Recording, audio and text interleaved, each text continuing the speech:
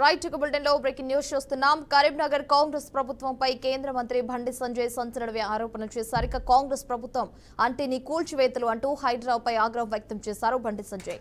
Congress MIM పార్టీలు ఒక్కటి, vote bank రాజకీయాలను అయితే పాల్పడుతున్నారంటూ వ్యాఖ్యలు కూడా చేశారు. కేంద్ర మంత్రి బండి సంజయ్ మాట్లాడుతూ రైతులకు రైతు భరోసా ఇస్తారన్న మాటలను ముఖ్యమంత్రి రేవంత్ రెడ్డి మర్చిపోయారు. ఎన్నికలు వచ్చినప్పుడే కాంగ్రెస్ నేతలకు రైతు భరోసా గుర్తుకు వస్తుందని ప్రశ్నించారు బండి సంజయ్.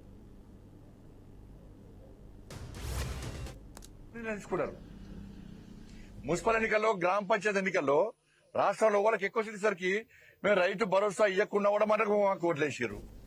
మాకు డిఏలు పిఆర్సీ ఏం అమలు చేయకుండా కూడా మాకు ఓట్లేసారు.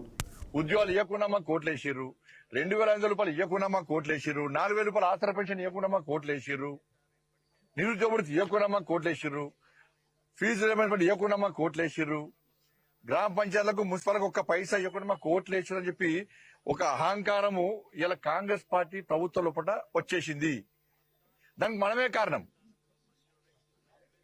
కాబట్టి ఇప్పుడు ఏం చేస్తారు, జెడ్పీటీసీ ఎంపీటీసీ ఎన్నికల్లో కాంగ్రెస్ పార్టీ ప్రభుత్వానికి గుణపాఠం చెప్తే రైతు భరోసా రెగ్యులర్ గా వస్తుంది. మీరు ఇప్పుడు ఒక విడత వేసాక మళ్ళా మాకు రైతు భరోసా వేసండి మీకు ఓటు గుర్తారనుకోండి, నెక్స్ట్ రాదిగా. ఎందుకంటే రేవంత్ రెడ్డి ఢిల్లీ చెప్పుకున్నారు, సార్ మన హామీలన్నీ గాలి కొలేస్తాం, మేము ఏం చేయకుండా ప్రజలు మాకు ఓట్లు వేస్తున్నారని చెప్పి అలా చెప్పొచ్చిండు. అందుకే నా కేబినెట్ సమావేశం జరిగితే రాష్ట్ర ముఖ్యమంత్రి స్థాయిలో ఉన్నటువంటి ముఖ్యమంత్రి గారు మిర్యాలగూడ సభలో రైతు బంధు వేస్తా 9,000 కోట్ల రూపాయలు రెడీ ఉన్నాయి వేస్తా అన్న ముఖ్యమంత్రి గారు నిన్న కేబినెట్ సమావేశంలో ఎందుకు దాని గురించి చర్చ జరగలే? రైతు భరోసా గురించి చర్చ ఎందుకు జరగలే?